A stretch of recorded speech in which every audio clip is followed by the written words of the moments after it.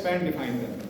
तो स्पैन का मतलब क्या होगा कि अगर आप दो एलिमेंट है तो अगर आप दो स्केलर लें, जैसे यहाँ पे रियल नंबर या के से के ले लेते हैं, तो जो स्पैन ऑफ एम है वो एम के दो मेंबर्स का लीनियर कॉम्बिनेशन। लीनियर कॉम्बिनेशन क्या होगा, वो सेट होगा इस तरह alpha into 1 1 1 plus beta into 0 0 2। ठीक है ना। तो दो स्केलर ले लिए तो m के पहले एलिमेंट को पहले से अल्फा से मल्टीप्लाई किया, दूसरे एलिमेंट को दूसरे स्केलर बीटा से मल्टीप्लाई करके ऐड कर दिया। तो ये क्या है, m के वेक्टर्स का, m के मेंबर्स का लीनियर कॉम्बिनेशन। ठीक है ना। तो ये जो है वो स्पैन ऑफ m है। तो इसको अगर आप फर्दर सॉल्व करें तो क्या होगा, अब स्केलर मल्टीप्लिकेशन आपको पता है किस तरह होगी, अल्फा अल्फा अल्फा अल्फा, और यहां पे क्या होगा, बीटा सबसे मल्टीप्लाई होगा 0 0 2 बीटा। और फिर जब आर क्यूब के दो मेंबर्स को आप ऐड करते हैं तो किस तरह ऐड करते हैं,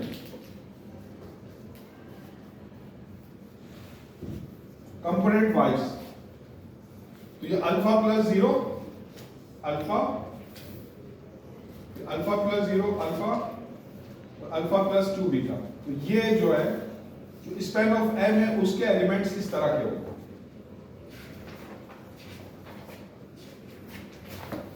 जैसे मिसाल के तौर पर अगर मैं अल्फा ले लूं 1 और बीटा मैं ले लूं -3, या कोई से भी, जैसे आप कोई से बात दो स्केलर ले सकते हैं, तो फिर ये जो alpha alpha alpha plus 2 beta इसकी फॉर्म क्या होगी, ये हो जाएगा 1 1, और यहां पे सॉल्व करेंगे 1 2 -3 -6 1 -6 -5। तो ये जो है ये स्पैन ऑफ एम से बिलोंग करेगा, ये जो मेंबर है 1 1 -1। ठीक है। तो क्या ये जो मेंबर है आपके पास 0 0 2, क्या ये स्पैन ऑफ एम से बिलोंग करेगा, ये क्वेश्चन है। क्या ये जो आर क्यूब का मेंबर है, टूट तो नहीं गया,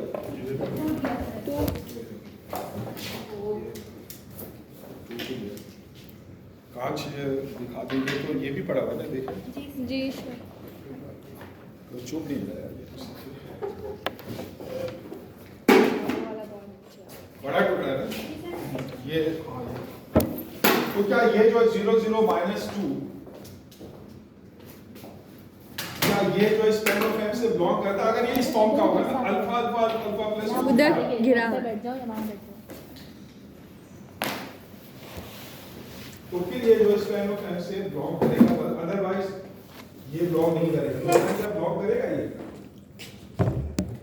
अगर ये अल्फा अल्फा प्लस 2 बीटा की फॉर्म है तो उसमें अल्फा क्या होगा, अल्फा क्या होना चाहिए 0, और फिर अल्फा प्लस 2 बीटा जो है ये आपको दिया हुआ है 2। तो बीटा क्या होगा, यहां पे अल्फा 0 पुट करके अगर आप बीटा निकालें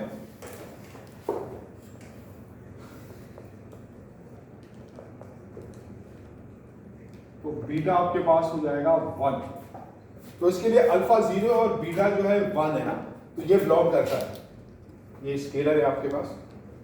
सर हमें ये प्रूव करना है कि हम लोग ये जो आपने सेट्स लिखे ये एम के अंदर है। एम के अंदर नहीं, एम के स्पैन के अंदर। सही आप ध्यान समझ। एम के स्पैन का मतलब है एम के जो लीनियर कॉम्बिनेशन का जो सेट बन रहा है उससे बिलोंग करता है, अल्फा अल्फा अल्फा प्लस 2 इस फॉर्म में। तो जैसे अब ये अगर ये इस फॉर्म में है तो इसमें क्या होना चाहिए, 0 अल्फा 0 है, 0 है। तो अगर अल्फा 0 है तो बीटा क्या होगा इसके लिए, तो इसमें अल्फा प्लस 2 बीटा की जगह क्या है 2। तो अल्फा हमें पता है 0 को पुट करके बीटा निकाल लिया, बीटा 1। ठीक है ना। इसी तरह अगर ये मैं आपसे पूछ रहा हूँ कि is 1 -2 6 belongs to span of M, क्या ये एम के स्पैन से बिलोंग करता है, जो स्पैन ऑफ एम है यानी एम के सारे लीनियर कंपोनेंट्स का सेट, उसकी फॉर्म क्या है अल्फा अल्फा प्लस 2 बीटा। तो उसके फर्स्ट और सेकंड कंपोनेंट बराबर होने चाहिए ना, क्या इसमें बराबर है, नहीं है तो सर। ये बिलोंग नहीं करता। तो एज ये 1 is not equal to -2, So 1 minus 2 6 does not belong to span of M. समझ में आ गई बात? जी सर। अच्छा, अब आपको पता है कोई वेक्टर स्पेस है, उसका अगर कोई सबसेट है वो खुद भी वेक्टर स्पेस है, तो फिर हम उसको क्या कहेंगे, वो उसकी सब स्पेस है। ठीक है, तो ये आपके पास पहले भी आप पढ़ चुके हैं। तो अगर x आपके पास x is a vector space, तो जो वेक्टर स्पेस होती है उसमें कौन से दो अलजेब्रिक ऑपरेशन यूज करते हैं हम? Plus scalar Vector addition, vector addition vector addition और स्केलर मल्टीप्लिकेशन। ठीक है ना, तो अगर आपके पास x है और ये इसका कोई सबसेट है m नॉन एम्प्टी, और ये खुद इन ऑपरेशन के तहत वेक्टर स्पेस है, यानी वही वेक्टर स्पेस के जो सारे आपने एक्सियोम्स पढ़े थे, कितने एक्सियोम्स थे? 9, 8 या 9 कितने थे? 9 8 थे। वो अगर सारे यही ऑपरेशन जो x पर आपने डिफाइन किए, वही ऑपरेशन ये बोरो करता है और बिल्कुल उन्हें 8 एक्सियोम्स को सेटिस्फाई करता है, यानी m के मेंबर्स के लिए ये सारे 8 एक्सियोम्स सेटिस्फाइड होते हैं, तो m खुद भी जो होगी एक वेक्टर स्पेस होगी, तो फिर वो x की सब वेक्टर स्पेस होगी या सिंपली सब स्पेस होगी। तो वो सारे 8 एक्सियोम्स चेक करने की जरूरत नहीं पड़ेगी आपको, आप सिंपली ये करें कि m के दो मेंबर हैं x एंड y,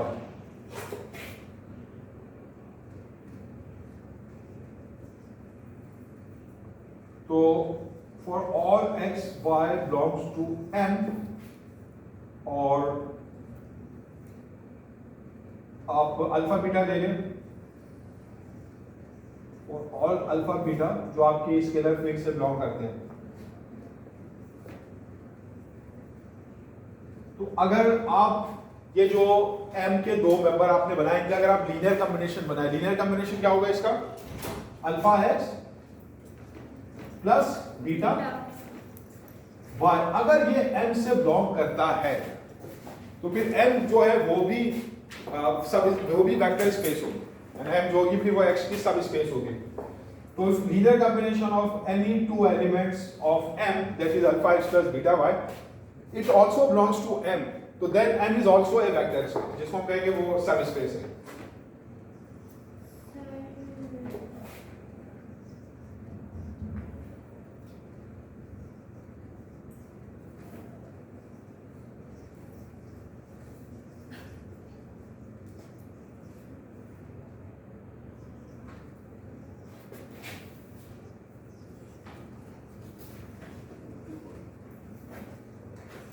तो अगर आपको कोई वेक्टर स्पेस दी हुई है और उसका कोई सबसेट दिया हुआ है और आपने ये चेक करना है क्या ये सबसेट खुद भी एक वेक्टर स्पेस है, तो उसके लिए आपको सारे 8 एक्सियोम्स चेक करने की जरूरत है। आपको सिर्फ क्या चेक करने की जरूरत है कि उस m के कोई से भी दो एलिमेंट्स का लीनियर कॉम्बिनेशन खुद m से बिलोंग करता है या नहीं।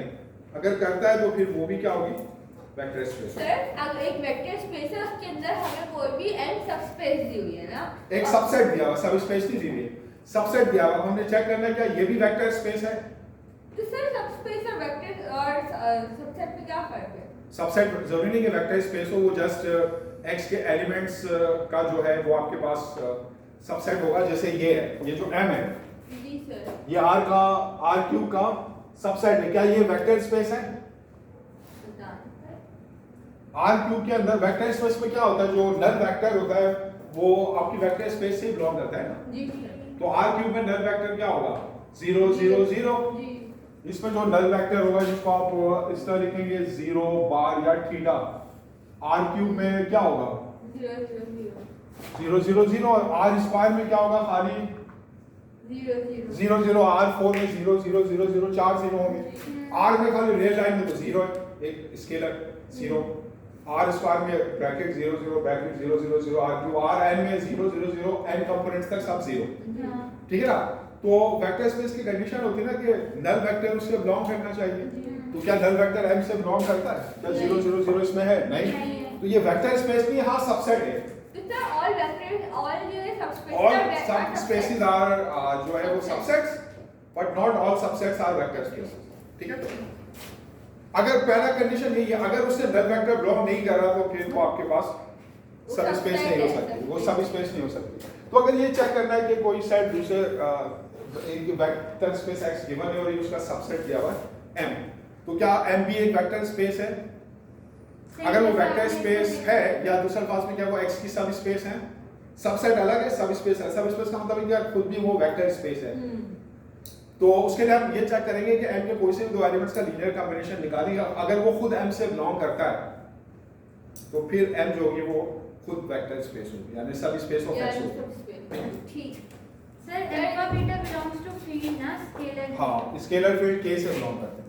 सर वैसे आप K है ना? पर बीटा की वैल्यू 1 निकाल लो, तो अगर ये बीटा की वैल्यू आप निकाल सकते हैं, इसीलिए आपने बोला कि वो 002 स्पैन m से बिलोंग करता है। किसके लिए? सर ये वाली आपने हाँ, इसमें हम अल्फा और बीटा यानी हम दो ऐसे स्केलर निकाल सकते हैं कि उनका लीनियर कॉम्बिनेशन जो होगा वो ये नंबर होगा। उनका जो हम दो ऐसे नंबर अल्फा बीटा निकाल सकते हैं कि m के मेंबर्स का लीनियर कॉम्बिनेशन वो बनेगा। यानी ये जो आपके पास ये जो वेक्टर है ना, ये वाला जो वेक्टर है, ये वाला, इसको आप m के इन दो मेंबर्स के लीनियर कॉम्बिनेशन के तौर पर लिख सकते हैं। किस तरह? इसको मल्टीप्लाई करते हैं 0 से और इसको मल्टीप्लाई कर दें, बीटा कितना निकला आपके पास 1, इसको मल्टीप्लाई कर दें 1 से, तो ये 0 हो जाएगा और ये 002 यही आ जाएगा। ठीक है ना? यानी खुद इसके अंदर जो खुद m का हर मेंबर है ना, उसको भी आप m ही के मेंबर के लीनियर कॉम्बिनेशन के तौर पर ले सकते हैं। ठीक है ना? इसके लिए लीनियर कॉम्बिनेशन क्या होगा? इसको जैसे इसको अगर आप कहें a, इसको अगर आप कहें b, तो a को आप किस तरह लिख सकते हैं? a को लिख सकते हैं 1 into a plus 0 into b। इसके लिए अल्फा 1 होगा और बीटा 0 होगा। और खुद b को आप किस तरह लिख सकते हैं? a और b के लीनियर कॉम्बिनेशन के तौर पर 0 a plus 1 b। यानी खुद m का हर मेंबर भी जो होगा वो m के स्पैन से बिलोंग करेगा, यानी वो m ही के मेंबर के लीनियर कॉम्बिनेशन के तौर पर आप लिख सकते हैं। आप ऐसे नंबर्स स्केलर्स बता सकते हैं जिनको आप m के मेंबर a b से मल्टीप्लाई करें तो खुद a और b आ जाए। ठीक है?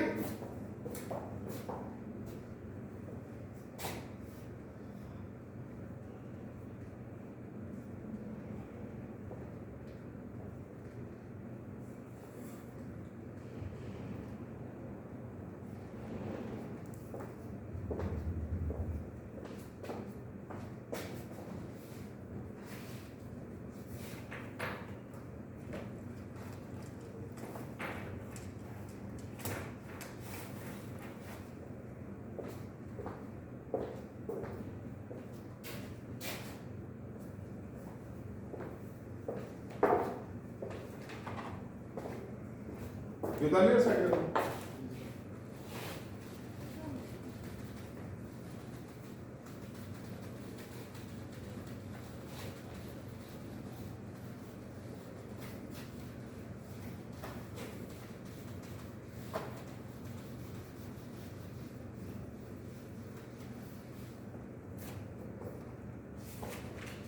तो r square r cube r 4 up to r इन ये सब जो है आपके पास ये वेक्टर स्पेसेस है और ये मैट्रिक स्पेसेस भी हैं।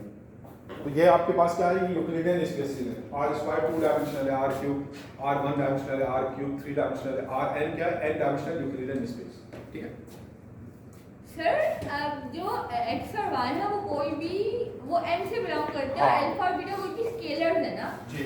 तो मतलब जिस तरह बोले कि 0 x या 1 y करके अगर वो m से बिलोंग कर रहा है तो ही जो है वो m सबस्पेस है।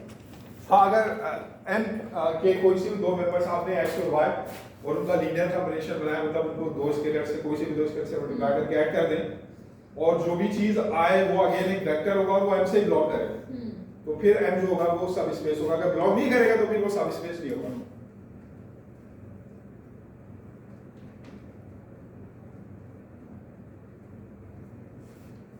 ठीक है ना? क्वेश्चन नंबर 4 में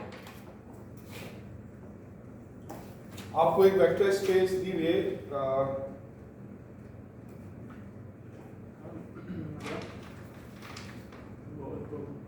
वो दी हुई r क्यूब, मतलब जो अमाउंट है हाँ वो क्या है? मैं वो भी अभी हमने रिवील की ना। अच्छा, हाँ वो ऊपर में एक भी डालनी पड़ेगी डालनी पड़ेगी। मुझे लगता है। सफीना मोहसिन वाली तो हो गई। तो x जो r क्यूब का कोई भी मेंबर है, तो क्या बताएं r क्यूब का कोई भी मेंबर x किस तरह लिखेंगे? उसके तीन कंपोनेंट्स होंगे, उसको z1 z2 z3 ले लिया। ठीक है सर। ये एक्सरसाइज कौन सी है? ये 2.1 है ना। तो पार्ट ए में आपने बताना है ये जो आपको which of the following subsets है, सबसेट्स डिफाइन किए हुए आपने बताना है कि इनमें से कौन से सबसेट जो है वो सब स्पेसीज है। तो पार्ट ए में all ex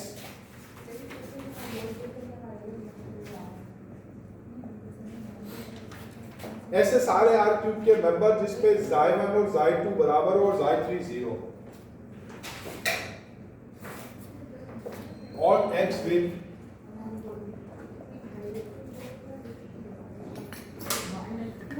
finance department visit कर लो।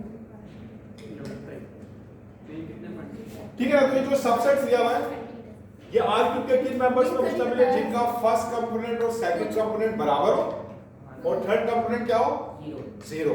ठीक है ना। ये आप कह रहे हैं ये एम है, ये आपका जो सबसेट है ये एम आपने इस तरह डिफाइन किया। ठीक है। तो जैसे फॉर एग्जांपल क्या ये आपके पास 1 1 0 क्या ये एम से बिलोंग करता है? करता है क्योंकि इसके फर्स्ट दो कंपोनेंट बराबर है और थर्ड कंपोनेंट क्या है, जीरो है। इसका आपके पास है 4 4 0 क्या ये m से बिलोंग करता है?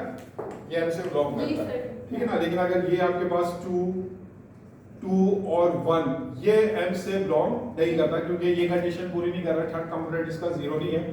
ये आपके पास ये है 1 2 0 थर्ड कंपोनेंट तो जीरो है लेकिन फर्स्ट दो कंपोनेंट बराबर नहीं है तो ये m से बिलोंग नहीं करता। तो ये आपको एक सबसेट दे दिया है आर क्यूब का, उस पर कंडीशन बता दी कि कौन से मेंबर जो है वो आपके m से बिलोंग करेंगे।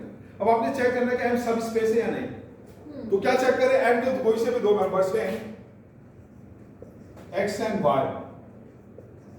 तो जाहिर है ये m के मेंबर यानी आर क्यूब से लिए गए तो x क्या होगा आपके पास xi1 xi2 और xi3 विद जहां पे xi1 और xi2 बराबर होंगे और xi3 क्या होगा जीरो। और y इसी तरह आप क्या ले लेंगे, ये भी जाहिर है आर क्यूब की फॉर्म में होंगे, ये eta1 eta2 eta3 और इसमें क्या कंडीशन होगी क्योंकि ये भी m से बिलोंग करता है ना तो उसके फर्स्ट दो कंपोनेंट eta1 और eta2 बराबर होंगे और eta3 क्या होगा जीरो।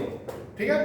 अब आप ले लें अल्फा और बीटा कोई से दो स्केलर और उनको x और y से मल्टीप्लाई करके चेक करें तो आंसर आता है क्या वो भी m से बिलोंग करेगा।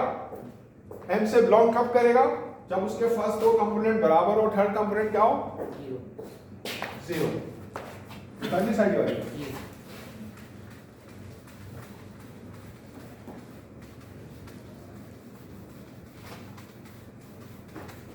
ये ना लीनियर अलजेब्रा में आपने चीजें पढ़ी होंगी ना, लीनियर डिपेंडेंस इंडिपेंडेंस स्पैन वगैरह वेक्टर स्पेसेस सब स्पेसेस।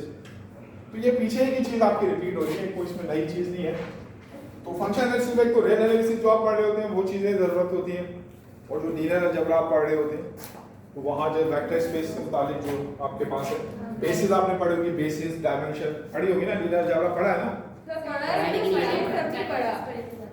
सर हमने तो मैट्रिक्स सॉल्व करना सीखे उसमें एक यूक्लिडियन वाला यूक्लिडियन अल्फा बीटा के तो आप ये निकालें alpha x plus beta y। तो अल्फा और psi1 psi2 psi3 plus beta और ये y eta1 eta2 और eta3। तो अब स्केलर से मल्टीप्लाई कर देंगे, स्केलर मल्टीप्लिकेशन किस तरह होगी, अल्फा सब से मल्टीप्लाई होगा, अल्फा xi1 सब कंपोनेंट से मल्टीप्लाई होगा, अल्फा xi2 और अल्फा xi3 और प्लस ये बीटा eta1 प्लस और कॉमा बीटा eta2 और कॉमा बीटा eta3। तो डिवाइड कर दें तो ये क्या होगा alpha psi1 plus beta eta1। हमारे एक अकाउंट है, दो अकाउंट है, कर लेना है।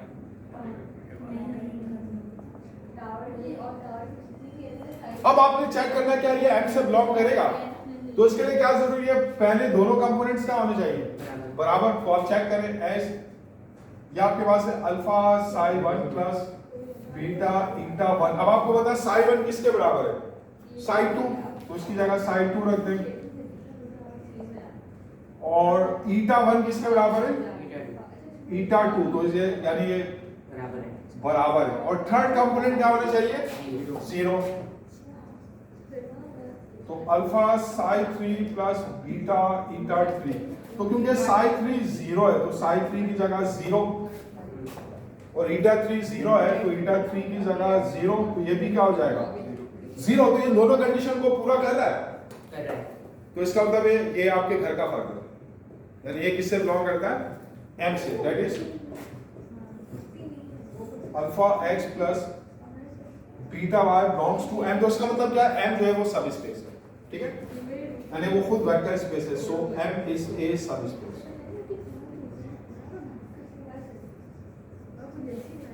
सर पिछली बार जो आपने सब स्पेस कराई थी उसके अंदर वो तो मैट्रिक इंड्यूस थी।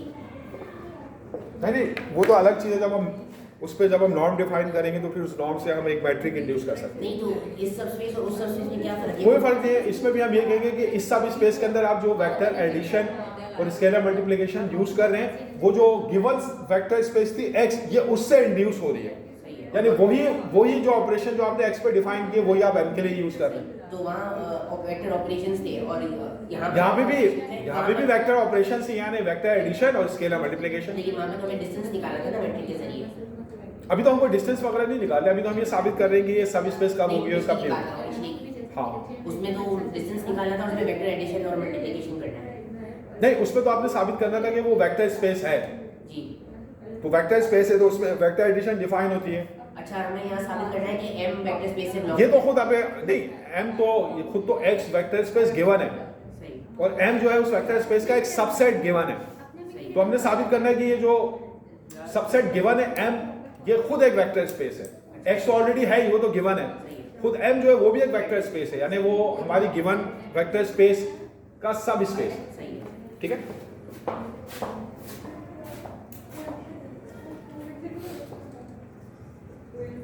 तो अब पार्ट बी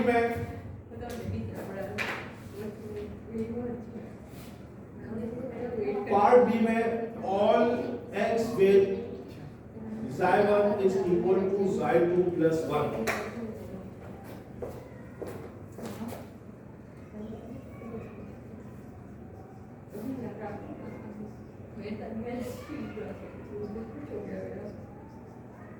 तो ऐसे सारे वेक्टर जो इस कंडीशन को पूरा करे, यानी जो इसमें फर्स्ट कंपोनेंट हो, जो इसका फर्स्ट कंपोनेंट हो वो सेकंड कंपोनेंट में 1 ऐड करके आए, और थर्ड कंपोनेंट में कोई कंडीशन नहीं है, वो कुछ भी हो सकता है, ठीक है ना। तो अब मुझे बताएं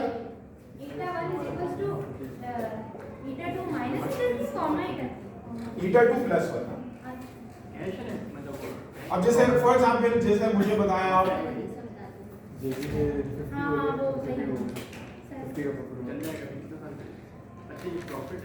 क्या ये जो कंपोनेंट है 2 1 6 क्या ये m से बिलोंग करता है?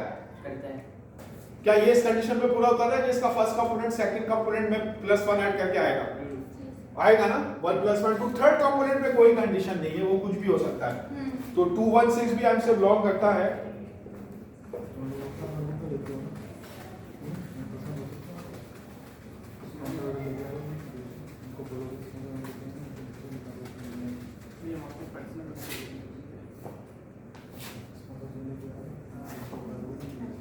क्या ये जो आपके पास है 4 5 -1, क्या ये m से बिलोंग करता है? 4 5 -1 नहीं, क्योंकि ये इस कंडीशन को वायोलेट कर रहा है, ये बिलोंग नहीं करता। ये जो है 4 3 √2 इससे बिलोंग करता है m से, और 4 3 11 भी इससे बिलोंग करता है, ठीक है ना। तो ये आपको पता चल गया m किस टाइप के साइड है। अब आपने साबित करना है या आपने चेक करना है कि ये सब स्पेस है या नहीं, ठीक है। तो आप for all x y in m, x है ये आपके पास एक्सिस फॉर्म में होगा, psi1 psi2 psi3। इस पे क्या कंडीशन होगी कि जो psi1 होगा वो psi2 + 1 होगा,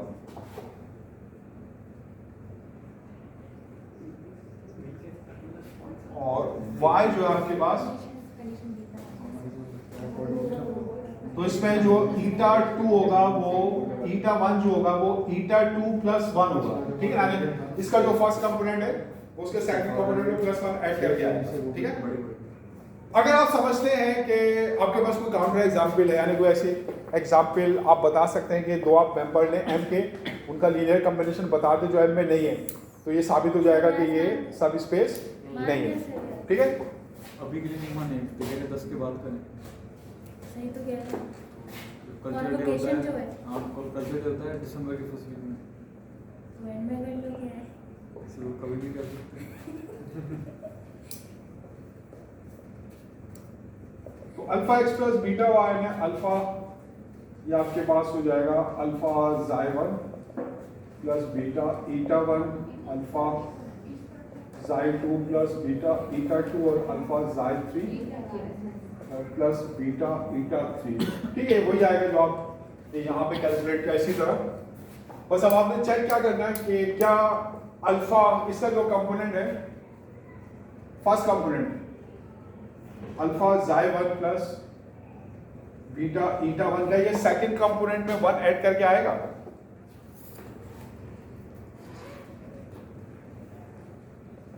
तो इसमें जाई 1 और ईटा 1 रखें ये, तो जाई 1 आपके पास क्या है जाई 2 प्लस 1 और बीटा ईटा 1 आपके पास क्या है ईटा 2 प्लस 1, तो ये मल्टीप्लाई करने अल्फा जाई 2 प्लस अल्फा और ये प्लस बीटा ईटा 2 प्लस बीटा, तो ये अल्फा साई 2, यानी हमने चेक करना है कि ये किसके बराबर होना चाहिए। इसका जो कंपोनेंट है अल्फा साई 2 प्लस बीटा ईटा 2, इसको अलग कर दिया और ये प्लस अल्फा प्लस बीटा। अगर ये इस कंडीशन को पूरा कर रहा होता है ये, तो फिर इसका जो फर्स्ट कंपोनेंट होगा अल्फा जाई 1 प्लस बीटा ईटा 1 किसके बराबर होगा अल्फा जाई 2 प्लस बीटा ईटा 2 प्लस 1 के बराबर होता, ठीक है ना। तो यहां पे प्लस 1 तो नहीं आ रहा ना, क्योंकि अल्फा बीटा तो कुछ भी हो सकता है, तो that is not equal to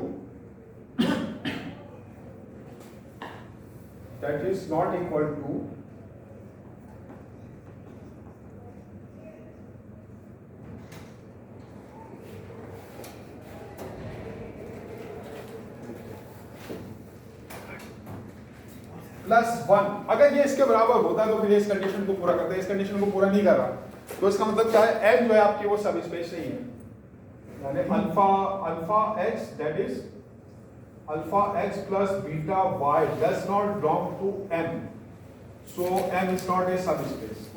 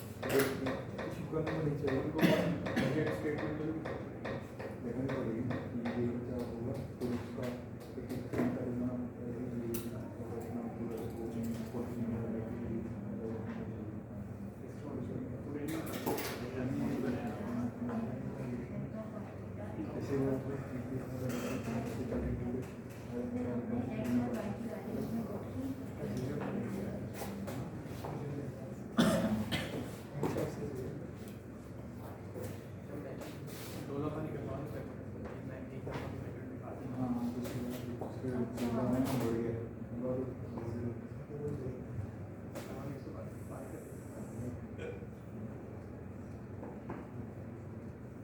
तो ये एग्जांपल आप अच्छा वो जो वैल्यूज आपने ये दी है ये एज एन एग्जांपल दी हुई है, इसमें पुट तो नहीं करनी ना 110 जो आपने बनाई है कॉम्बिनेशन लीनियर कॉम्बिनेशन। कहाँ पर? ये आपने एग्जांपल दिया ना 110। ये तो समझाने के लिए कि ये इससे बिलोंग करता है नहीं करता, ये समझाने के लिए किस टाइप के एलिमेंट्स इससे बिलोंग करते हैं।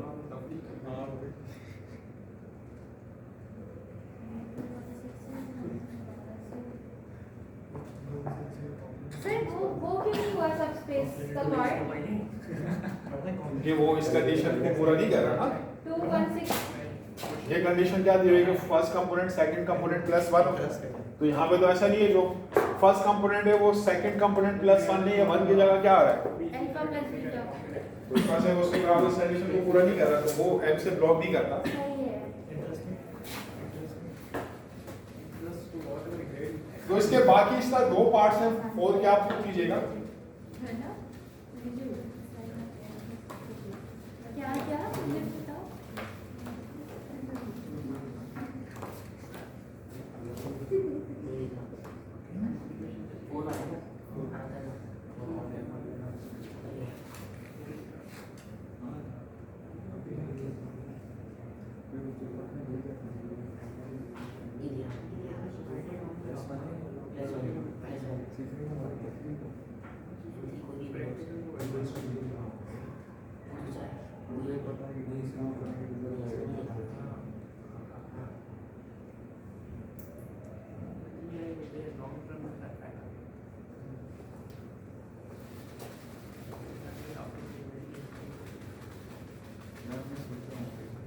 सर वो चौथा नहीं मिटाएगा, ओ बी बी बी, हाँ बाकी मिटा दे, बी नहीं मिटाएगा।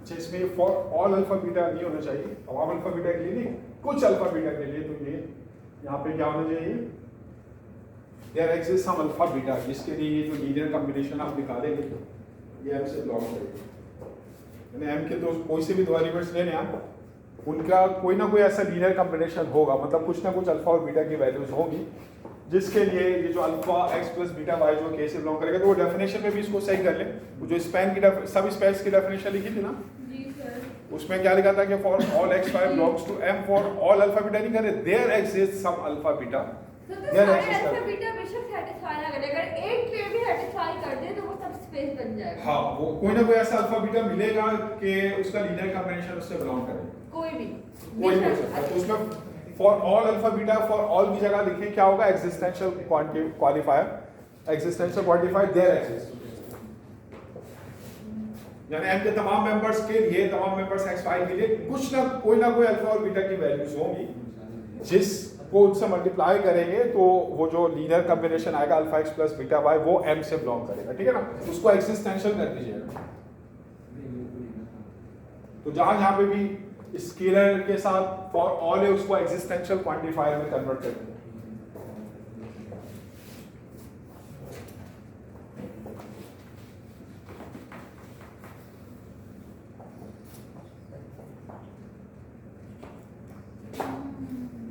सर अब समझ आया।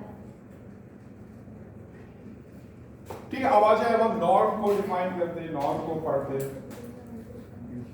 नहीं हम बता रहे कि होना तो ये चाहिए था ना, मैं इस हिसाब से, लेकिन ऐसा तो नहीं है।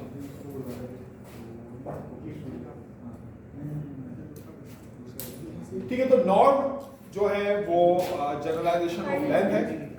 नॉर्म क्या है, आपके पास ये लेंथ की जनरलाइजेशन है। अब कोई भी आपके पास वेक्टर स्पेस है तो उसके वेक्टर्स की जो लेंथ है उसको मेजर करने के लिए हम नॉर्म को डिफाइन करते हैं। तो नॉर्म क्या करता है, ये किसी भी वेक्टर स्पेस के ऊपर डिफाइन किया जाता है और इसका मकसद क्या होता है, ये किसी भी वेक्टर स्पेस के जो भी मेंबर्स होंगे जिनको हम वेक्टर्स कहते हैं, ये उनकी लेंथ बताएगा। याद रखें वेक्टर स्पेस के मेंबर जिनको हम वेक्टर्स कह रहे हैं तो वो 3 डायमेंशनल ज्योमेट्रिकल वेक्टर्स भी हो सकते हैं जैसे फिजिक्स में होते हैं और वो फंक्शन भी हो सकते हैं, ठीक है ना। तो वेक्टर का मतलब ये नहीं है सिर्फ जो आम जिंदगी में या जो फिजिक्स के वेक्टर है यानी जो 3 डायमेंशनल वेक्टर है, तो वेक्टर स्पेस के मेंबर जिनको वेक्टर्स कहते हैं तो वो 3 डायमेंशनल वेक्टर्स भी हो सकते हैं, वो आपके पास सीक्वेंसेस भी हो सकते हैं, लास्ट टाइम दिखाया भी था आपको, बताया भी था, और वो फंक्शन भी हो सकते हैं और वो किसी भी और तरह के भी ऑब्जेक्ट हो सकते हैं, ठीक है। नंबर्स भी हो सकते हैं ना, नंबर्स भी हो सकते हैं जैसे आर में होता है।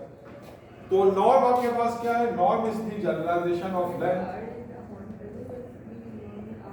सर आपने बोला ना सारी लेंथ नॉर्म नहीं होती, नहीं और सिखाई गई है norm spaces. Sir norm spaces भी पढ़ेंगे आज? हाँ,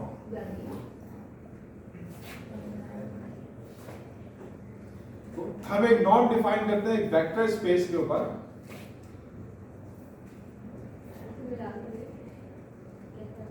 Define over a vector space so that we can find the length of members of vector space। हम वेक्टर स्पेस के मेंबर्स यानी वेक्टर्स की लेंथ मालूम कर सके, उसको लेंथ मालूम करने के लिए हम नॉर्म डिफाइन करते हैं।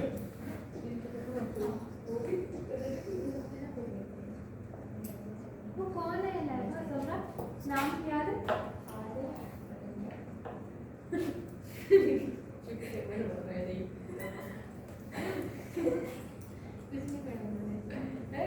सेटअप तो बिल्कुल वैसा ही था।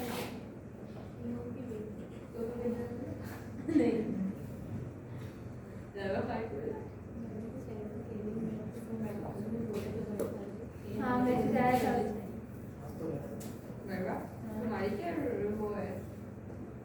ठीक है, तो नॉर्म का जो सिंबल है ना ये double modulus, double vertical line. Single vertical line से तो किसको डिनोट करते हैं, मॉडुलस को। तो जो नॉर्म है उसका सिंबल क्या है, डबल वर्टिकल लाइन, ठीक है ना। तो जो नॉर्म आपके पास है ये आपके पास यानी ये मैप है आपके पास जिसको आप डिफाइन करेंगे किसी वेक्टर स्पेस के ऊपर। ये वेक्टर स्पेस जो x है उसके मेंबर्स को लेगा। x अगर आपके पास वेक्टर स्पेस है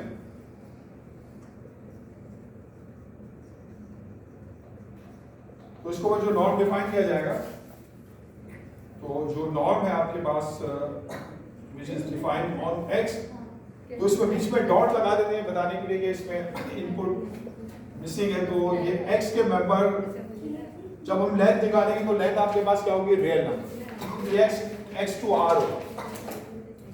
तो इसमें ये प्रॉपर्टीज होंगी। तो नॉर्म हैज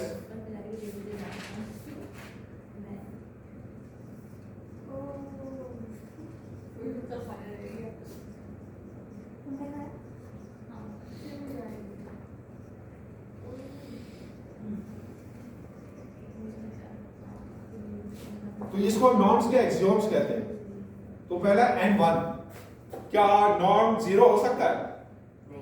हो सकता है। तो जीरो वेक्टर है, जीरो वेक्टर की लेंथ क्या होगी, 0। क्या नॉर्म नेगेटिव हो सकता है? नहीं। क्या नॉर्म जो है वो हमेशा जो है पॉजिटिव होगा या 0 होगा? तो पहली प्रॉपर्टी क्या है, जो n1 है, नॉर्म ऑफ x, ये है for all x greater than non negative greater than equals to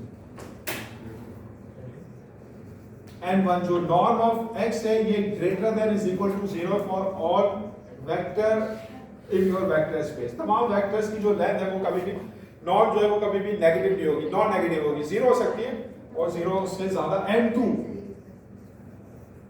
अगर नॉर्म जो है किस वेक्टर का नॉर्म 0 होगा, नल वेक्टर का। तो अगर नॉर्म 0 है तो वेक्टर जो होगा वो नल होगा, या अगर ये इफ एंड ओनली इफ है, अगर नल वेक्टर है तो उसका नॉर्म 0 होगा। तो सिर्फ 0 वेक्टर के नॉर्म जो होगा वो आपके पास जो है 0 होगा। तो ये इफ एंड ओनली इफ है, इसको इस तरह भी लिख सकते हैं आप, इफ एंड ओनली इफ को डबल एरो से भी शो करते हैं। नॉर्म 0 होगा if and only if vector is 0। अगर नॉर्म 0 तो वेक्टर 0, और अगर वेक्टर 0 तो उसका नॉर्म 0। ठीक है, ये आपके पास सेकंड एक्सियोम है। थर्ड क्या होना चाहिए, कोई वेक्टर है आप जैसे आपने वेक्टर पीछे पढ़े, कोई वेक्टर है उसको अगर हम किसी स्केलर से मल्टीप्लाई करके उसकी लेंथ निकालते हैं तो क्या क्या होता है? स्केलर मल्टीप्लिकेशन वो डिस्ट्रीब्यूट हो जाता है इसके ऊपर। नहीं, अगर आप कोई स्केलर ले अल्फा, कोई भी नंबर, उसको आप किसी वेक्टर से मल्टीप्लाई करें और फिर आप उसका नॉर्म ले, तो ये किसके बराबर होगा नॉर्म?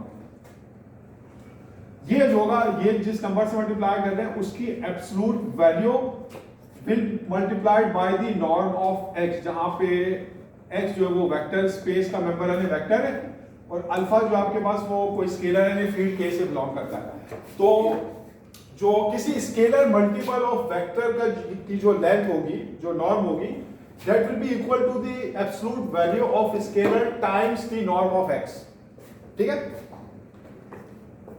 जैसे ये आपके पास वेक्टर होता है, अगर आप 2v निकालें, 2v क्या होगा? 2v की जो लेंथ होगी वो जो 2 का मॉड्यूलस है उसके बराबर होगी ना, उसके मल्टीपल। और अगर आप -2v निकालें, -2v में क्या होता है? सिर्फ डायरेक्शन चेंज होती है, लेकिन इसकी भी जो लेंथ होगी वही होगी ना जो 2v की है। यानी -2v की जो लेंथ होगी मॉड्यूलस, वो किसके बराबर होगी? Modulus of -2 into length of v, यानी 2 टाइम्स v, चाहे प्लस करें माइनस करें, लेंथ जो है वो जो भी स्केलर आप मल्टीप्लाई कर रहे हैं उसकी जो एब्सोल्यूट वैल्यू है उसका टाइम्स हो। ठीक है? सर ये आपने मॉड्यूलस के दरमियान एक खाली डॉट क्यों डाला है? ये क्या बताता है शुरू में ही? मॉड्यूलस नहीं है, ये नॉर्म है। हाँ, नॉर्म के दरमियान ये शो कर रहे हैं कि विदाउट इनपुट है, मतलब जो भी इनपुट आएगा वो इसके अंदर आएगा। सही है। तो हम तो जस्ट मैपिंग बता रहे हैं ना कि कोई भी इनपुट हो, ये करेगा क्या? ये x के मेंबर को लेगा और उसकी लेंथ बताएगा जो कि एक रियल नंबर हो। ठीक है? याद रखिए जो नॉर्म ऑफ x है ना, वो एक रियल नंबर है for all x, for all vectors. तो नॉर्म हमेशा आपको एक रियल नंबर मिलेगा, रियल वैल्यूड होगा। नॉर्म आपके पास क्या है? एक रियल वैल्यूड फंक्शन है। Norm is a real valued function, उसकी जो वैल्यू होगी रियल होगी। जो आपका मैट्रिक होता है वो भी रियल वैल्यूड होता है, यानी मैट्रिक जो डिस्टेंस है वो भी एक रियल नंबर होता है। तो ये आपके पास है थर्ड और फोर्थ क्या होगा? फोर्थ, अगर ये आपके पास वेक्टर है, ये x, ये y और ये क्या है? x प्लस वाई, इनकी अगर आप लेंथ लोगे तो ये लेंथ ऑफ x है, यानी ये नॉर्म ऑफ x है, ये लेंथ ऑफ y है, ये नॉर्म ऑफ y है, ये length of x plus y, ये norm of x plus y। यहाँ क्या होगी? ट्रायंगल इनइक्वालिटी कि जो norm of x plus y है can not be greater than the sum of the norm of x plus the norm of y for all x y for all vectors के लिए। इसको हम कहते हैं triangle inequality. तो that is triangle inequality.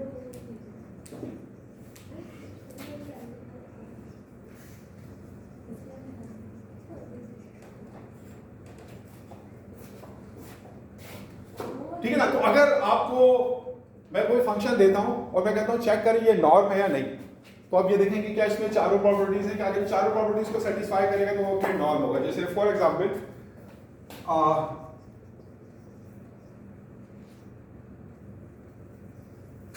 तो not एक vector space जिसके ऊपर आप एक नॉर्म डिफाइन करते हैं उसको हम कहते हैं नॉर्म स्पेस। चरण सर उसमें सैंपल भेजे थे, डन हो गया? वैल्यू क्या था? नहीं गया।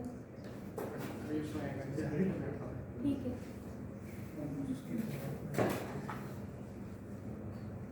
उसने कहा था कि एक और भी है प्रोफेशनल, उसका भी देख लो फिर। मैंने उसको बोला सैंपल भेजे, उसमें मैंने 3 भेजे थे। मैं तो नॉर्म स्पेस क्या होती है? वेक्टर स्पेस ऑन विच भेजे थे on which a norm is defined। यानी अगर आप किसी वेक्टर स्पेस के ऊपर आप कोई ऐसा फंक्शन डिफाइन करें जिसकी वजह से आप उसके मेंबर्स की लेंथ मालूम कर सकते हो, उन्हें चारों एक्सियोम्स को सेटिस्फाई करते हैं, वो नॉर्म हो, तो फिर हम उसको कहते हैं वो नॉर्म स्पेस है। तो याद रखें वो वेक्टर स्पेस तो ऑलरेडी है, अब उसके ऊपर हमने फर्दर और उसके ऊपर एक स्ट्रक्चर डिफाइन कर दी और उसकी स्ट्रक्चर रिच कर दी, उसके अंदर हमने एक और मसाला डाल दिया। वो पहले ही से आपके पास बिरयानी तो है या पहले से वो हलीम तो है, लेकिन हलीम में करते ना बाज लोग और ऊपर से मिर्ची डाल देते हैं, या पहले से निहारी तो वो है, फिर क्या करते हैं और मजेदार बनाने के लिए वो जैसे नींबू निचोड़ देते। अदरक डाल देते हैं, नींबू निचोड़ देते हैं, तो उसके ऊपर एक और हमने नींबू निचोड़ दिया नॉन का, तो वो नॉन हलीम हो गया, हलीम विद मिर्चे। वो ऑलरेडी हलीम तो है, मतलब वेक्टर स्पेस तो है, लेकिन उसके ऊपर हमने एक नॉन डिफाइन किया, तो एक ऐसी वेक्टर स्पेस जिसके ऊपर हम नॉन डिफाइन करें उसको हम कहते हैं नॉन स्पेस। तो याद रखिए a non space is always a vector space, वो ऑलरेडी वेक्टर स्पेस है। तो every non space is a vector space, लेकिन ये जरूरी नहीं कि हर वेक्टर स्पेस नॉन स्पेस हो। जब तक आप उस पर कोई नॉन डिफाइन नहीं करेंगे वो नॉन स्पेस नहीं बनेगी। ऐसा नॉन जो इन चार प्रॉपर्टीज को सेटिस्फाई करता हो, तो क्योंकि non space already vector space होती है, और वेक्टर स्पेस को हम एक और नाम भी देते हैं ना, क्या नाम देते हैं? फंडामेंटल नहीं। वो तो कॉशी सीक्वेंस होता अच्छा है। शकीला बाजी का एक और नाम है ना, वेक्टर स्पेस का एक और नाम मैट्रिक मैट्रिक बना अलग है। सर वो जूलियन जूलियन जूलियन जूलियन क्या? जूलियन वेक्टर स्पेस को हम लीनियर स्पेस भी कहते हैं, याद है? नहीं ये लास्ट टाइम बटरफ्लाई देखो पिछले लेक्चर में। सर जूलियन तो वेक्टर स्पेस को हम लीनियर स्पेस भी कहते हैं, इसलिए नॉन स्पेस भी कह सकते हैं हम, नॉन वेक्टर स्पेस भी कह सकते हैं, और नॉन लीनियर स्पेस भी कह सकते हैं। ठीक है? नॉन इज डिफाइंड, तो a vector space on which नॉन is defined is it's called जूलियन क्लास आ गई, इट्स कॉल्ड नॉन सर मुझे ऐसा लग रहा था कि मैंने कहीं सुना है ये। या आपने किसी और जगह सुना होगा। हाँ सर नॉन स्पेस और जूलिया जो है ना एक लैंग्वेज का नाम है, जैसे पाइथन आपकी लैंग्वेज है ना, जूलिया एक प्रोग्रामिंग लैंग्वेज है, वो अभी करंट वो मॉडर्न वही आई हुई है। सबसे अच्छी लैंग्वेज कौन सी है जिसमें देखिए इसमें कोई एक आंसर नहीं है, मुख्तलिफ पर्पसेस के लिए कुछ लैंग्वेज मुख्तलिफ पर्पस में अच्छी होती है, दूसरे पर्पस में अच्छी नहीं होती, तो एक कोई परफेक्ट लैंग्वेज नहीं है, ये आपकी नीड क्या। अब जैसे अगर आपको जो है गेम्स बनाने, तो आप गेम्स आप पाइथन में भी बना सकते हैं, और गेम्स जो है आप सर पावर बीआई सॉफ्टवेयर आप उसमें विजुअल आप जो है जावा विजुअल जावा में भी बना सकते हैं, लेकिन विजुअल जावा के गेम ज्यादा अच्छे होंगे, उसमें ज्यादा अच्छी स्पीड होगी पाइथन की गेम। तो गेम्स बनाने के लिए आप अगर इन दो लैंग्वेज को कंपेयर करें तो जो विजुअल जावा वो बेहतर है। सर पावर बीआई सॉफ्टवेयर है ना, जी? पावर बीआई पावर बीआई हाँ सॉफ्टवेयर है ना। पावर पीआई ने मुझे मालूम नहीं क्या करता है, क्या आप गूगल करके चेक कर सकते हैं क्या चीज है, वो मुझे नहीं मालूम। ओ सर लेकिन आर लैंग्वेज है वो सबसे अच्छी है ना स्टैटिस्टिक्स। हाँ स्टैटिस्टिक्स के लिए, सिर्फ स्टैटिस्टिक्स के लिए आर लैंग्वेज अच्छी है, लेकिन जनरली साइंटिफिक कंप्यूटर के लिए आर लैंग्वेज अच्छी नहीं है, उससे स्टैटिस्टिक्स के लिए साइंटिफिक उसके मुकाबले में पाइथन जनरल कंप्यूटेशन के लिए पाइथन बेहतर है। ओ तो सर सिमुलेशन वगैरह आर में अच्छी है, लेकिन बाकी के लिए अच्छी नहीं है वो। जो स्टैटिस्टिकल सिमुलेशन है उसके लिए वो अच्छी है, वैसे जो जनरल फिजिक्स वगैरह की सिमुलेशन है उसमें अच्छी नहीं। तो आपके पास नॉन वेक्टर स्पेस, नॉन स्पेस भी कहते हैं, और क्या नाम होता है उसके, लीनियर स्पेस, नॉन लीनियर स्पेस या नॉन वेक्टर स्पेस, नॉन स्पेस और नॉन वेक्टर स्पेस।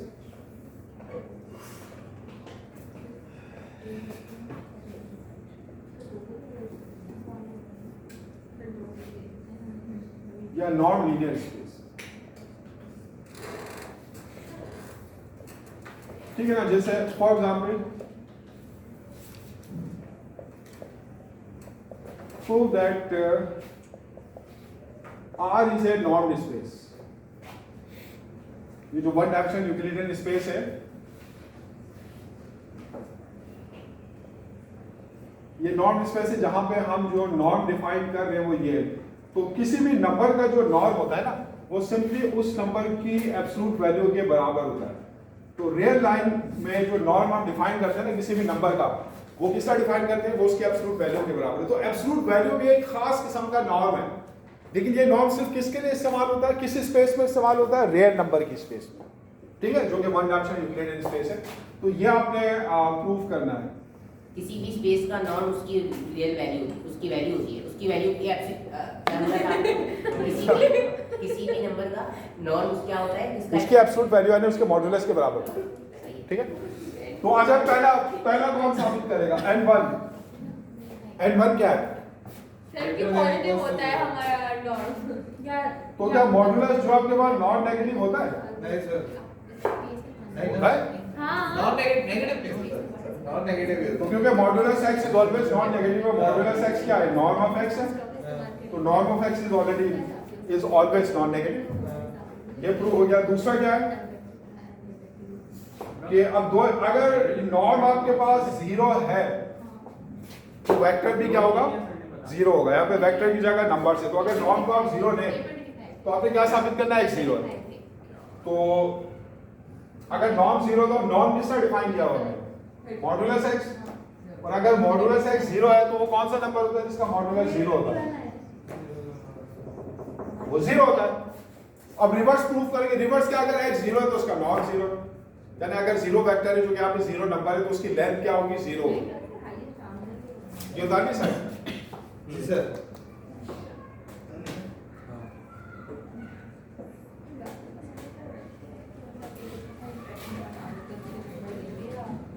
नहीं भाई जी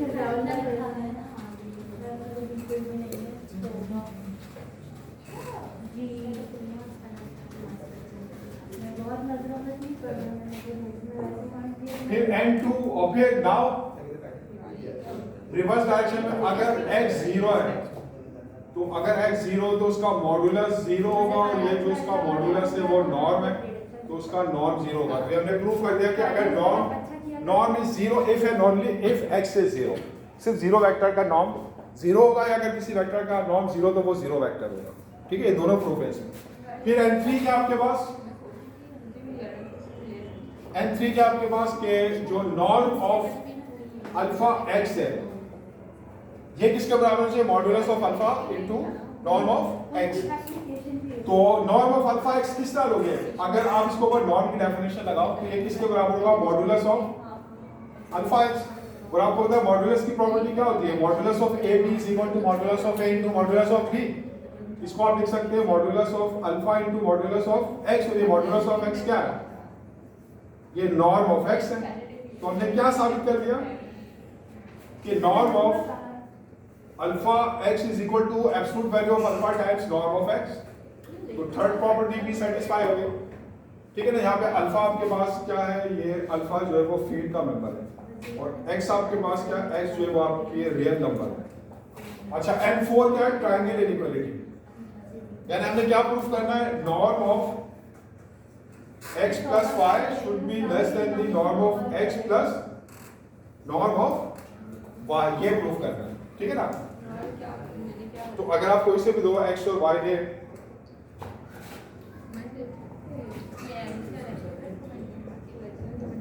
कोई से भी दो रियल नंबर, तो इनके सम का जो नॉर्म है वो किसके बराबर होगा, नॉर्म की डेफिनेशन क्या दी गई आपको कि किसी भी नंबर का नॉर्म उसके एब्सोल्यूट वैल्यू के बराबर है। तो x प्लस y का जो नॉर्म है ये किसके बराबर है, absolute value of x plus y। और आपको पता है ना रियल नंबर्स में ट्रायंगल इनइक्वालिटी है आपके पास, तो using triangle inequality for real numbers,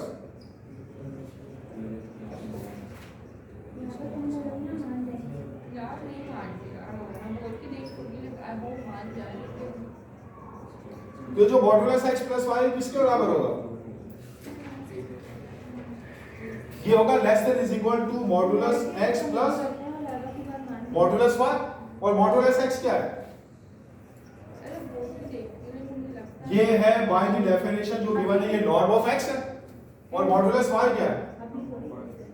तो ये आपने प्रूफ कर दिया कि नॉर्म जो है वो ट्रायंगल इनइक्वालिटी पर पूरा उतरता है, नॉर्म जो है वो ट्रायंगल इनइक्वालिटी को सेटिस्फाई करता है। तो ये चारों एग्जाम्स आपने प्रूफ कर दिए। तो इसका मतलब क्या है, ये जो r आपको दिया हुआ है ये नॉर्म स्पेस है जिसके ऊपर आपने ये नॉर्म डिफाइन किया। ठीक है, सो यू कैन डिसाइड।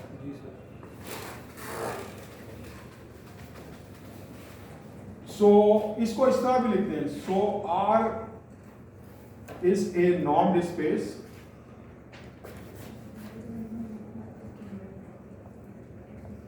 या देखिए इस तरह भी लिखते हैं, जो नॉर्म स्पेस है ना उसकी और नोटेशन क्या होती है, इस तरह लिखते हैं, r के साथ ये जो नॉर्म लिया है ना आपने, नॉर्म डॉट के साथ ये पेयर बना देते हैं, तो ये आपकी नॉर्म स्पेस है।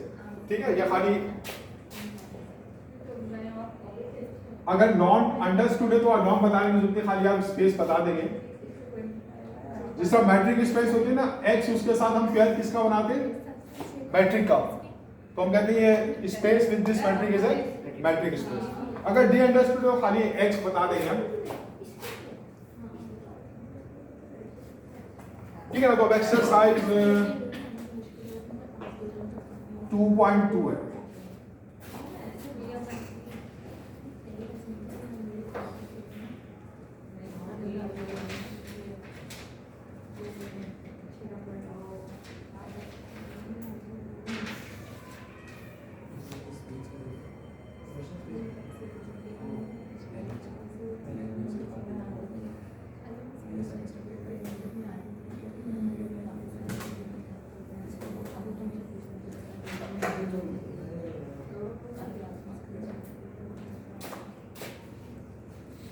तो इसमें आपसे बोल रहा है कि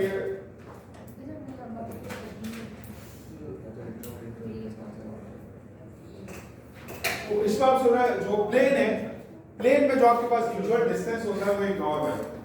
प्लेन का मतलब क्या है? प्लेन क्या होता है? कौन सी स्पेस होती है plane?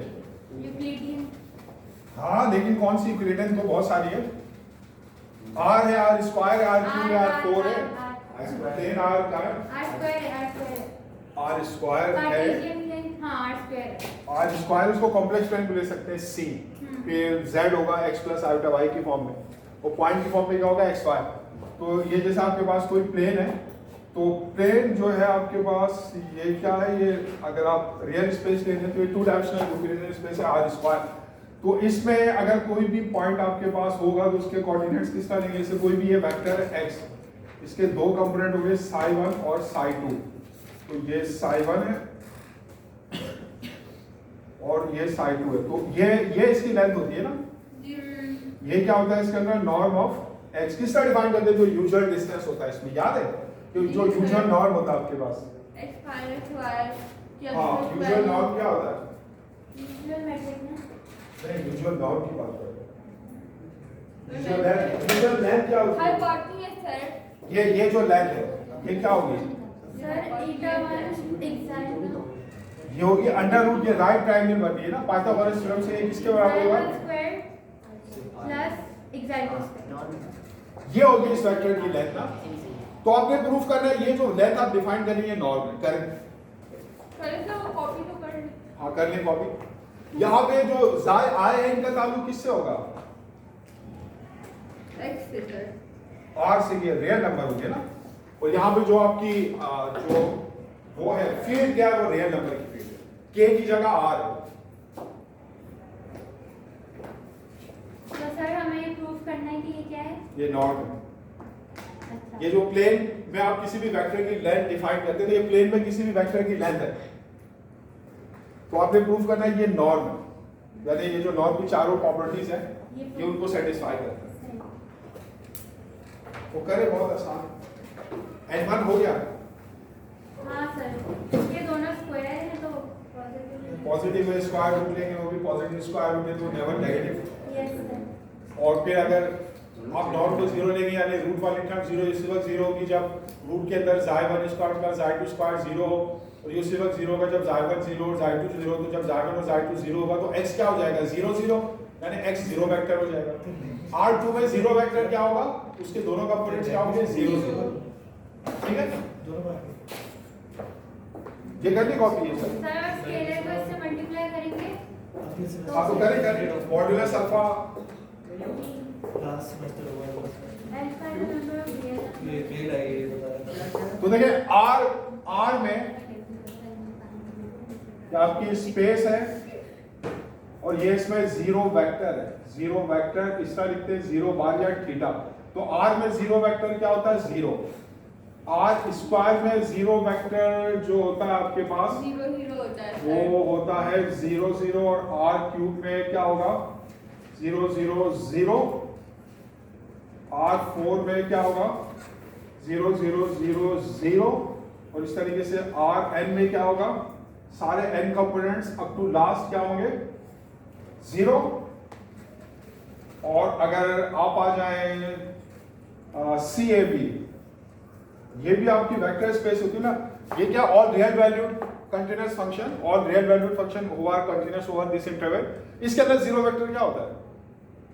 Zero function zero function आने for all x t is equal to zero. तमाम t के लिए जो t है आपके पास ये किससे बिलोंग करता है, ये इस इंटरवल से बिलोंग करता है।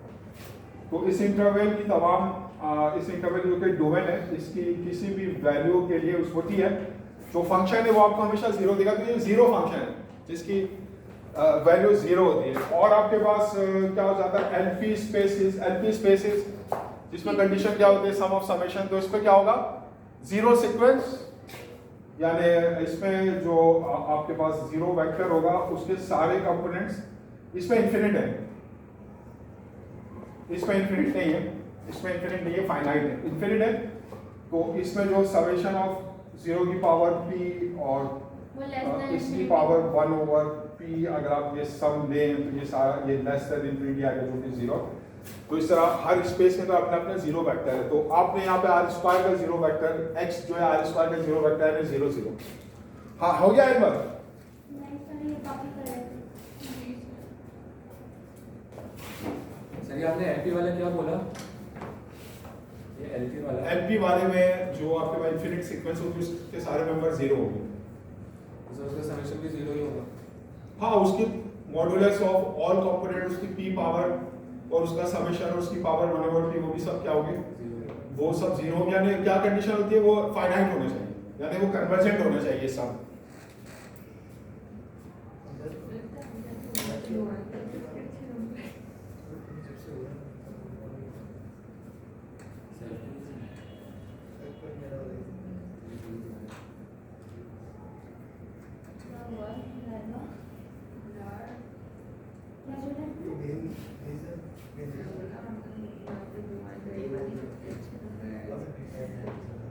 इसको हम करेंगे eta 1 square plus eta 2 square।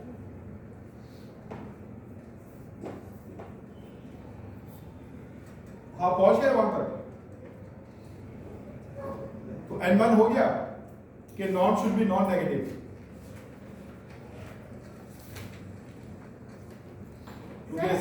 Xi1 square Xi2 square कभी भी नेगेटिव नहीं होगा। Xi1 square is not negative, Xi2 square is not negative. तो उनका सम भी क्या होगा नॉन नेगेटिव। और जो पॉजिटिव स्क्वायर रूट है वो भी क्या होगा नॉन नेगेटिव। इसका जो नॉर्म ऑफ x है वो भी, यानी जो लेंथ ऑफ x है नॉर्म ऑफ x वो भी नॉन नेगेटिव होगा। तो बिट बाय बिट ये बिल्डअप हो जाएगा। सर n2 में जब हम अल्फा से इसको मल्टीप्लाई करेंगे तो एप्सिलॉन n2 में अल्फा तो नहीं आ रहा। n2 तो ये है कि नॉन जीरो होगा if A not different zero. नहीं सर n3 में हाँ अल्फा हम लोग अल्फा x जो है वो आपके पास क्या होगा alpha Xi1 into alpha Xi2। हाँ तो उसका जो नॉर्म होगा अंडर रूट अल्फा Xi1 का स्क्वायर प्लस अल्फा Xi2 का स्क्वायर, यानी alpha square Xi1 square plus alpha square Xi2 square, alpha square common, हाँ फिर वो बाहर निकाल लोगे वो मॉडुलस अल्फा हो जाएगा। वो बाकी under root Xi1 square plus Xi2 square मिलेगा जो कि आपके पास नॉर्म ऑफ x हो जाएगा।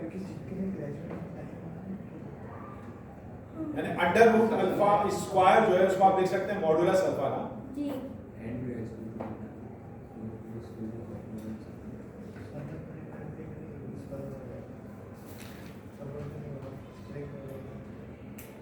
हो गया n1 हो गया, जी सर n2 हो गया, जी सर कर देंगे। n2 कर ले, n3 कर ले, n4 में कोई एक इनइक्वालिटी लगेगी, या तो होल्डर्स इनइक्वालिटी लगेगी या कॉशी-श्वार्ट्ज इनइक्वालिटी लगेगी, और तीसरी कौन सी है मिन्कोस्की, आपकी मार्कोस्की। मार्कोस्की मार तो आप नहीं कॉस्की क्या देती है? देती है भाई, मैंने आपको वो देखा मिला है। खास तौर पर जो पिछली जनरेशन की औरतें हैं ना वो तो बहुत देती है सर। सर वो बिला वजह नहीं देती, किसी बात पे देती किसी भी बात पे देती है, लेकिन देती है। देती तो है ये वो तो। बिला वजह भी देती है और बात पर भी देती है, दोनों सूट है।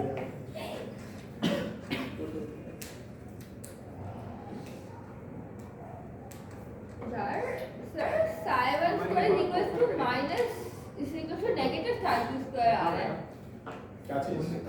n2 में सर। नहीं तो दोनों पॉजिटिव है और उनका स्क्वायर जीरो कब होगा जब दोनों अलग अलग जीरो। दो पॉजिटिव नंबर का जीरो उसी वक्त जीरो हो सकता है ना जी सर। जब दोनों जीरो। ईटा वाली साइड वाले में अब अगर एक पॉजिटिव चीज दूसरी पॉजिटिव चीज के माइनस के बराबर है तो वो दूसरी चीज भी पॉजिटिव है, ये भी पॉजिटिव है, तो ये उसी वक्त होगा जब दोनों जीरो। तो Xi1 square should be zero, यानी Xi1 जीरो और Xi2 स्क्वायर जीरो, तो Xi2 जीरो। तो Xi1 Xi2 जीरो, इसका मतलब x क्या आ जाएगा, Xi1 Xi2 की जगह 0 0, हाँ जीरो वेक्टर आ जाएगा। फिर अगर जीरो वेक्टर की नॉर्म लेंगे तो बड़ी आसानी से आ जाएगा, वो जीरो आएगा। जीरो वेक्टर का नॉर्म क्या होगा, 0 0 का under root Xi1 square plus Xi2 square under root 0 square plus 0 square under root 0 यानी 0। तो नॉर्म बड़ी आसानी से वो वाला पार्ट है, बहुत आसानी से साबित हो जाएगा। सर ट्रायंगुलर इक्वालिटी आप कराते हैं, बाकी सब करेंगे। करो खुद करो। एंड 4 अब x और y, x ले ले Xi1 Xi2, y ले ले eta और eta, ये r स्क्वायर के मेंबर है।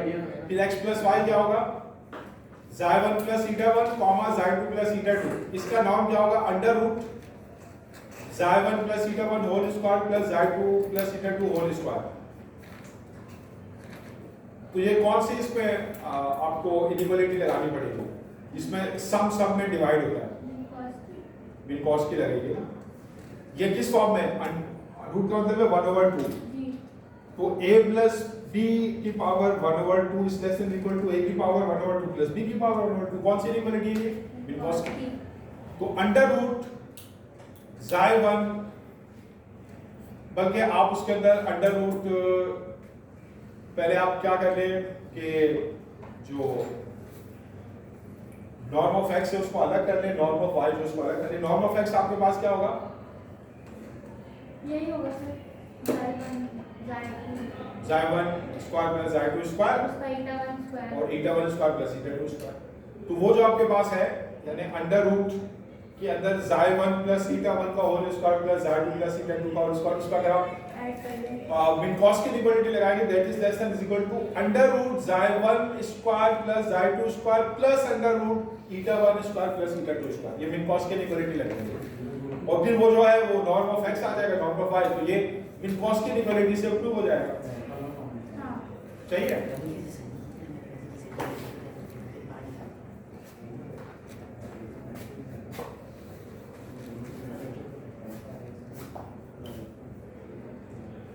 सर अभी कर रहे दो। ठीक है, कर लिया। नहीं सर अभी कर रहे हैं। हाँ कर लिया, आप लोग कर रहे हो। ये सही प्रॉब्लम। हाँ आप लोगों की समझ में आ रहा है नहीं आ रहा है?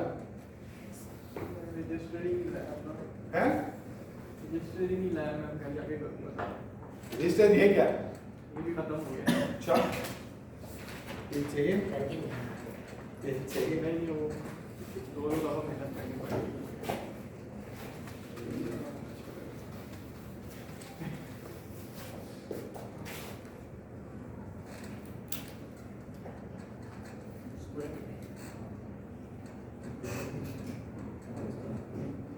हाँ ठीक है, कर लिया। ठीक है ना। इसी के अंदर दूसरे पार्ट में आपने ये भी साबित करना है, जो 3 डायमेंशनल स्पेस है ना, वो भी उस पर भी जो आप यूजुअल डिस्टेंस डिफाइन करते हैं, यूजुअल लेंथ डिफाइन करते हैं। सही।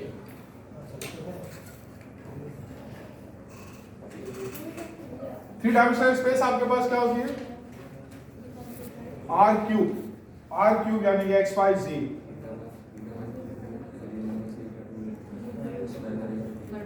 तो इसमें कोई भी जो वेक्टर है, यानी ये वेक्टर है, ये Xi1 Xi2 Xi3, ये r क्यूब का कोई भी मेंबर है। तो इसके अंदर लेंथ किसका डिफाइन करते हैं, ये ओरिजिन होता है आपके पास। तो इसके अंदर जो लेंथ है, यूजुअल लेंथ क्या होती है,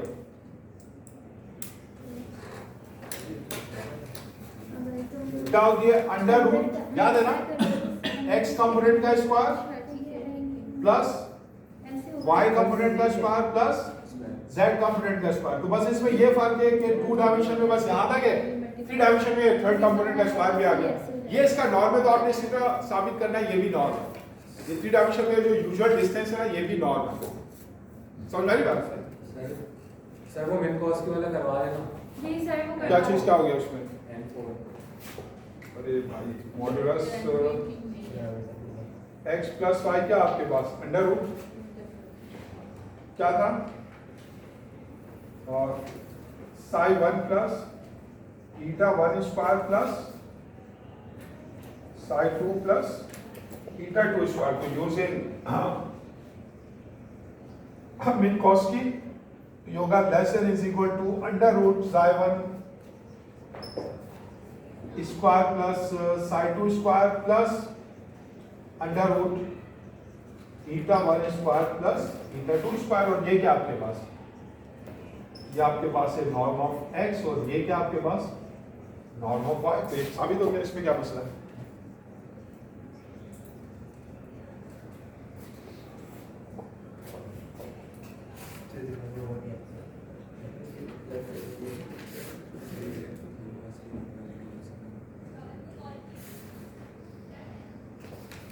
तो इसी तरह ये बिल्कुल सीधा साबित हो जाएगा कि जो 3 डायमेंशनल स्पेस में यूजुअल डिस्टेंस, हम यूजुअल लेंथ जो डिफाइन करते हैं ना, ये भी एक नॉर्म है. तो इसको आप घर जाकर खुद करिएगा. बिल्कुल इसी का एक्सटेंशन है.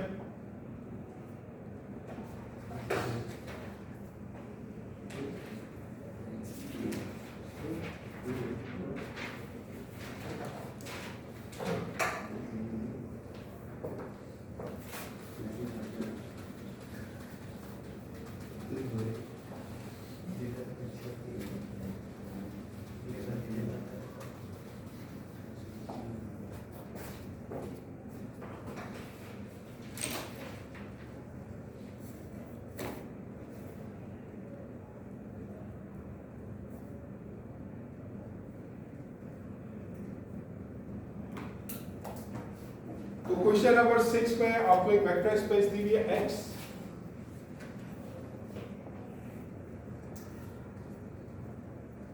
और इसके दो मेंबर्स दिए हुए आपको x और y, जो इस फॉर्म में x आपके पास psi 1 psi 2 और y जो आपके पास वो है eta 1 eta 2, यानी 2 डायमेंशनल है ये.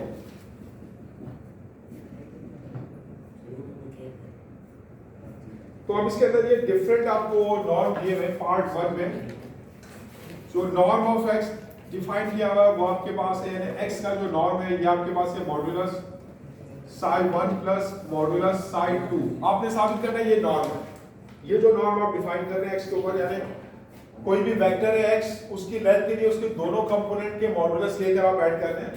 तो आपने साबित करना है ये नॉर्म है. साबित करें. सर पहले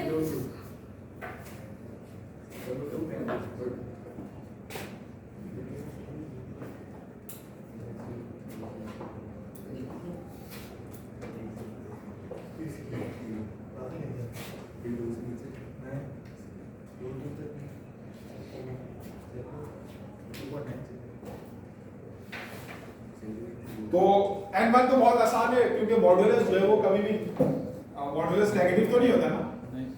तो psi 1 भी नॉन नेगेटिव है, psi 2 भी नॉन नेगेटिव है, तो उनका सम भी नॉन नेगेटिव है. तो इसका मतलब है मॉड्यूलस x नॉन नेगेटिव है. सही है.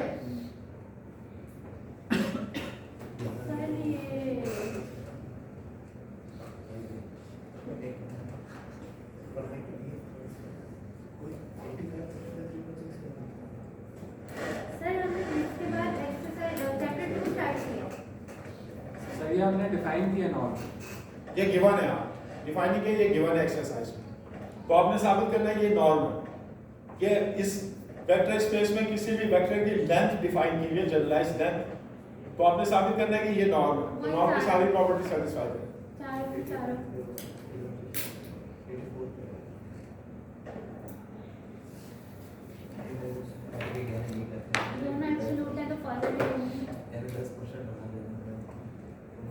तो छोड़ दो, आप कर लोगे इसको घर पे.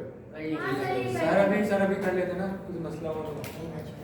इसमें और पार्ट 2 में मसला होगा फिर आप करा दीजिएगा अगली क्लास में. नहीं, मसला हो तो पहले आपस में आप लोग करना. हाँ फिर आप करा दीजिएगा ना अगली क्लास में. नहीं, कोई मसला नहीं होगा. कोई मसला नहीं होगा. दूसरे पार्ट में जो नॉर्म ये हमारा वेक्टर स्पेस इस नंबर x का, ये आपके पास है यानी इसके फर्स्ट कंपोनेंट का स्क्वायर प्लस सेकंड कंपोनेंट का स्क्वायर ऐड कर लें और इसकी पावर हाफ ले लें. वही रूट वाला है. ठीक है. और जो तीसरा आपको दिया हुआ,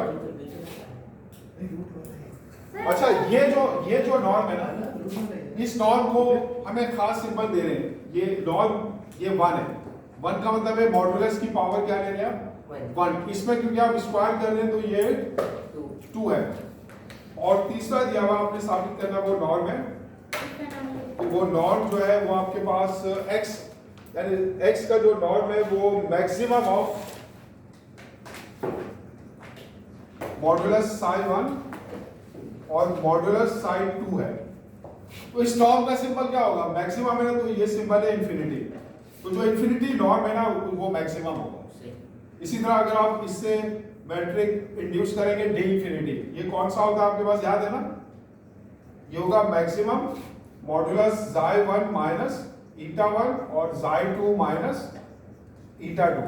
तो ये जो आपके पास मैट्रिक होगा इसका सिंबल क्या होगा? D infinity. और अगर ये वाला मैट्रिक हो कि मॉडुलस जाई 1, ये मैट्रिक क्या होगा? सिंपली मॉडुलस जाई, ये होगा d1 या मॉडुलस जाई 1 प्लस मॉडुलस जाई 2।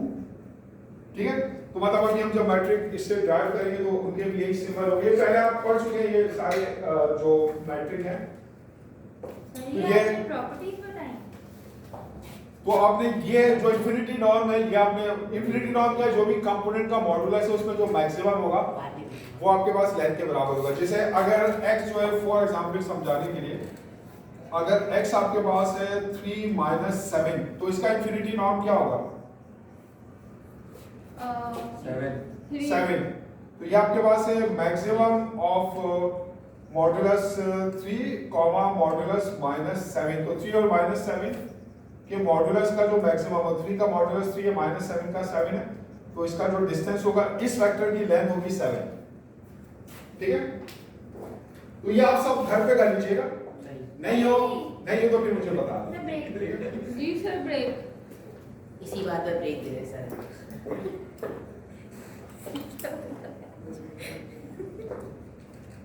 चले 2:10 हो रहे, 20 मिनट का ब्रेक है। दो नहीं सर, 25 में चले 25 का मतलब भी 25 ही है। सर ये हम घर पे भी तो करेंगे ना, हमारा जी, टाइम तो 30 कर वो करे, मेरे पर एहसान करे, नहीं करे आप भाई, नहीं करे, मुझे क्या फायदा नुकसान सर नहीं हमारा होगा। क्लास में करते हैं। सर मुझे तो कोई फायदा नुकसान नहीं होगा।